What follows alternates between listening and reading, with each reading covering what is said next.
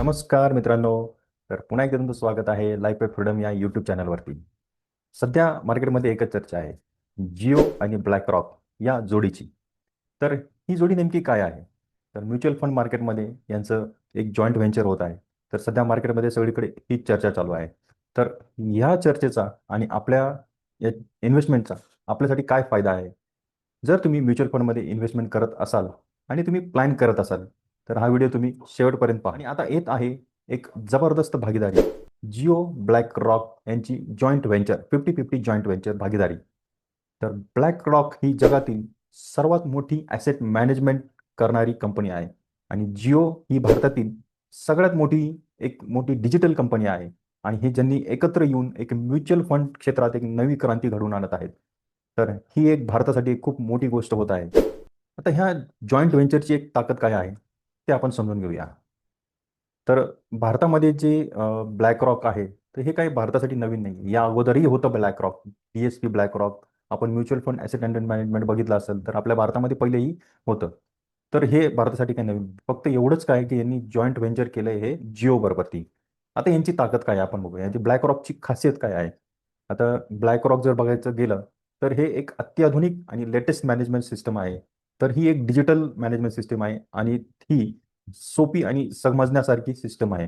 तर अलाउद्दीन हे जे आहे याचं तंत्रज्ञान जर फंड मॅनेजरसाठी याचा उपयोग होणार आहे. तर ही एक स्मार्ट टेक्निक आहे. त्याचा रिस्क कंट्रोलसाठी याचा उपयोग होणार आहे, गुंतवणूकदारांसाठी उपयोग होणार आहे आणि फंड मॅनेजरसाठी याचा उपयोग खूप जास्त होणार आहे. त्यामुळे याला रिस्क कंट्रोलसाठी आणि रिस्क मॅनेजमेंटसाठी, निर्णय घेण्यासाठी याचा उपयोग होणार आहे. त्यानंतर ब्लॅक रॉक ही जी संस्था आहे किंवा हे जी फंड मॅनेजमेंट आहे, डिजिटल जे प्लॅटफॉर्म आहे, तर हे एक डिजिटल असल्यामुळे सर्वांना एक इझिली अंडरस्टँडेबल आणि अशा साध्या आणि सोप्या भाषेमध्ये तुम्हाला त्यामध्ये फंडामेंटल्स, त्याचे शिकण्याचं जे काही पोर्टल्स असणार आहेत, त्यामुळे इझिली तुम्हाला शिकायला भेटणार आहे. सर्वसामान्यांपर्यंत यांचं पोहोचायचं लक्ष आहे. त्याचमुळे यांनी जिओ बरोबर ती एक जॉईंट व्हेंचर केलं आहे. कारण जिओ टेलिकॉम इंडस्ट्रीमुळे हे तळागाळापर्यंत पोहोचलं होतं आणि त्यामुळेच याचा फायदा घेऊन या तळागाळापर्यंतच्या लोकांपर्यंत पोहोचण्याचा त्यांचा एक निर्धार आहे. की दुसरीकडे जिओ हा काय करतंय की डिजिटल भारताचा विश्वास आहे आणि त्यांची पोहोच आहे. भारताच्या कानाकोपऱ्यापर्यंत त्यांची पोहोचलेली आहे. देशातल्या लाखो आणि नव्या गुंतवणूकदारापर्यंत पोहोचण्याची त्यांची ताकद आहे. म्हणूनच त्यांनी त्यांच्याबरोबर ती जॉईंट व्हेंचर केलेलं आहे. तर याचं उद्दिष्ट काय आहे? हे जॉईंट व्हेंचर मोठ्या गुंतवणूकदारांसाठी नाही आहे. तर हे जॉईंट व्हेंचर आहे हे सामान्य गुंतवणूकदारांसाठी आहे. जास्तीत जास्त लोकांपर्यंत कमीत कमी खर्चात सहज उपलब्ध म्युच्युअल फंड्स उपलब्ध करून देणं हे यांचं मुख्य लक्ष आहे. आता मार्केटवर काय परिणाम होऊ शकतो याचा? तर सर्वांना काय वाटतं की टेलिकॉम क्षेत्रामध्ये जसं जिओने क्रांती घडवून आणली टेलिकॉम सेक्टरमध्ये, तर त्याचप्रमाणे इथे पण काही प्राईस वार होऊ शकतो का? तर इथे प्राईस वार होण्याची शक्यता नाही आहे. कारण हे म्युच्युअल फंड क्षेत्र आहे, हे सेबीने कंट्रोल केलेलं आहे.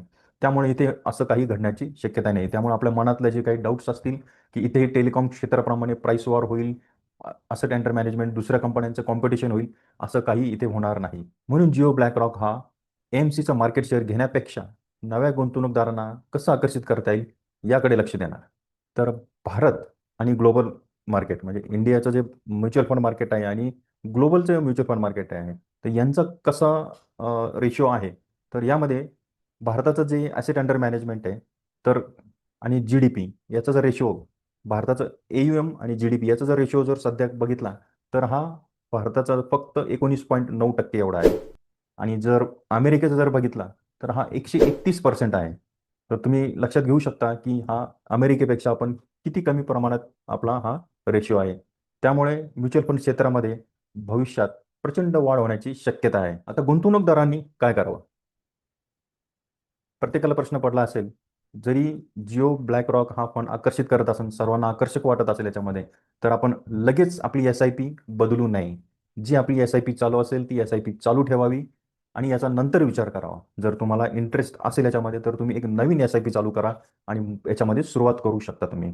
तर ही कशी सुरुवात करायची? आपण त्यांच्या वेबसाईटवरती जाऊन रजिस्ट्रेशन करायचं आहे आणि आपल्याला त्यामध्ये ते आपल्याला कसं इन्फॉर्मेशन देणार आहेत. आपण त्याच्यात रजिस्ट्रेशन करून आपण पुढची क्रिया कशी करायची हे आपण शेवटच्या भागामध्ये बघणार आहोत. त्याचा आपण पहिलं काय बघायला पाहिजे की त्याचा एक्सपेन्सेस रेशो किती आहे, त्यानंतर त्याचा ट्रॅकिंग रेकॉर्ड, फंड मॅनेजरचा एक्सपिरियन्स काय आहे. तर ह्या गोष्टी यामध्ये मायने राखतात. त्याचमुळे याच्या पुढच्या गोष्टी आपण इन्व्हेस्ट करायचं किंवा नाही करायचं या ठरवायला पाहिजे. ॲसेट मॅनेजमेंट कंपनी आहे. याच्यामध्ये वेगळं काही नाही आहे. आपल्या भारतामध्ये खूप साऱ्या ॲसेट मॅनेजमेंट कंपन्या आहेत आणि त्यांनी खूप चांगले चांगले रिटर्न्स पण दिलेले आहेत. फक्त याचा उद्देश काय आहे, की हा तळागाळातील लोकांपर्यंत चांगल्या पद्धतीने, जसं यांनी टेलिकॉम सेक्टरमध्ये जी इन्व्हेन्शन केलं, त्यांनी तळागाळात क्षेत्रापर्यंत पोहोचले. तसंच यांना प्रत्येक इन्व्हेस्टमेंट, भारताची जी काही सध्या इन्व्हेस्टमेंट, कारण भारतातली इन्व्हेस्टमेंट करण्याची जी पद्धत आहे, ही खूप वेगळी आहे. प्रत्येकजण ह्या इन्व्हेस्टमेंट करत नाही. त्याचमुळे हा इन्व्हेस्टमेंटची सवय लागावा. इन्व्हेस्टमेंट कसं करायचं, इन्व्हेस्टमेंट कुठे करायचं, तर याचं हा भारताचा एक नवीन पाऊल असणार आहे. तर याच करता ह्या इन्व्हेस्टमेंटच्या स्ट्रॅटेजीज किंवा यामध्ये येत आहे. तुम्ही सुरुवात करत असाल तर स्मॉल इन्व्हेस्टमेंट करा. यामध्ये 1-2 त्याच्या स्कीम बघा कुठल्या आहेत आणि मगच त्याच्यामध्ये इन्व्हेस्टमेंट करा. त्याचं पोर्टफोलिओ असणार आहे, वेगवेगळ्या सेक्टर असणार आहे त्याचे. कुठल्या सेक्टरमध्ये काय करतात ते आपण बघा आणि मग नंतर इन्व्हेस्टमेंट करा. तर याच्यामध्ये आपण बघूया जिओ फायनान्शियलचा याच्यामध्ये काय भाग आहे. तर जर तुम्ही जिओ फायनान्शियल ह्या स्टॉकमध्ये गुंतवणूक करत असाल, तर याचं आपण विश्लेषण बघूया थोडंसं. तर हा स्टॉक खाली पोहोचेल का? याचं कॉन्सॉलिडेशन झालंय का? आणि याचे काही ब्रेकआउट सिग्नल आहेत का? तर यामध्ये आपण बघणार आहोत. जसं आपण बघत आहोत की काही दिवसापासून जिओ आणि BlackRock याची चर्चा चालू आहे. त्याचप्रमाणे तर जिओ फायनान्शियल हा जो शेअर आहे, हाही चर्चेत आला आणि यानेही ब्रेकआउट घेतला आणि याच्यामध्येही इन्व्हेस्टमेंट वाढत चालली आहे. तर खूप दिवसानंतर यांनी ब्रेकआउट घेऊन हा कॉन्सॉलिडेटेड फेजमधनं हा वरती आलेला आहे. तर हा आहे जिओ फायनान्शियल यांचा चार्ट. तर तुम्ही बघू शकता इथे यांनी याचा बॉटम घेतला आणि त्यानंतर इथे ज्यावेळेस ही जी अनाउन्समेंट झाली, हा खूप दिवस कॉन्सॉलिडेटेड स्टेजमध्ये होता. त्यानंतर इथे हा असाच चालला होता. ज्यानंतर इथे ही 9 जूनला ज्यावेळेस अनाउन्समेंट झाली, त्यावेळेस ह्या शेअरनी जवळपास 3.49% ही एवढी हाईक घेतली. तर हेच त्याच्यामागचं कारण होतं. त्यानंतर हा परत कॉन्सॉलिडेटेडमध्ये चालू आहे आणि हा अजूनही पुढे जाण्याची शक्यता आहे. जसं याच्यामध्ये AUM, ॲसेट अंडर मॅनेजमेंट काम करेल, त्यामुळे याचंही टार्गेट पुढे वाढण्याची शक्यता आहे. तर हे इथून असं दिसू शकतं इथे. आपण याचं प्रेडिक्शन करू शकतो. तर हे आत्ताचं याचं विश्लेषण चार्टचं पण याच्यावरून समजू शकतो. तर मित्रांनो, आपण बघूया की जिओ BlackRock, तर याची एक वेबसाईट आहे. तर त्या वेबसाईटवरती आपण जाऊन बघूया. तुम्हाला टाईप करायचं आहे JioBlackRockAMC.com, हे नाव टाईप करायचं आहे तुमच्या गुगलच्या ब्राउझरमध्ये, क्रोमच्या ब्राउझरमध्ये आणि त्यानंतर एक असं इंटरफेस येईल. असं इंटरफेस आल्यानंतर होम अबाउट लर्न असं येतं. त्यानंतर सोप्यामध्ये इथं गेट अर्ली ॲक्सेस म्हणायचं. इथे तुमचं नाव, मोबाईल नंबर, ईमेल टाकायचं आहे आणि हा कॅप्चा टाईप करून तुम्हाला इथे सबमिट म्हणायचं आहे.